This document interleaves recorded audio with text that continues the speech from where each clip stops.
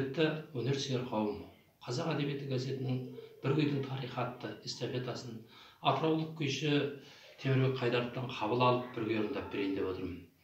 Мынау көп орындалмай жүрген біздің Қазанғап бабамыздың замандасы Доңызтау жерінде өмір сүрген Мәңке дейтін атамыздың күйін орындап бергім келіп отыр. Академик Ахмет Жұбанов ағамыз Қазанғап Тілепбергенұлы туралы жазған уақытында «Ғасырлар пернесі» атты кітабында Қазанғап ең бірінші бата алу үшін Доңызтауда тұратын төреш күйшіге бұрды аттың басын дейді.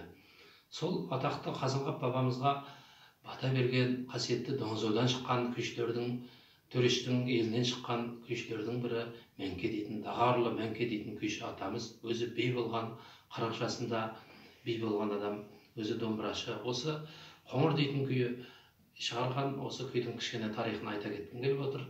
Бұл күйдің тарихында Темір дейтін жер қазіргі Ақтөбе облысындағы, бұрын Қарағамыс деп аталған, анау Үсен төрелердің тұрған жері атақты.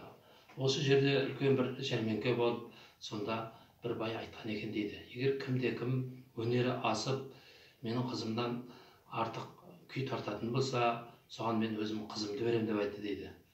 Сол уақытта біздің Мәңке атамыз осы күйді тартып, кемпірін алып келген екен деседі.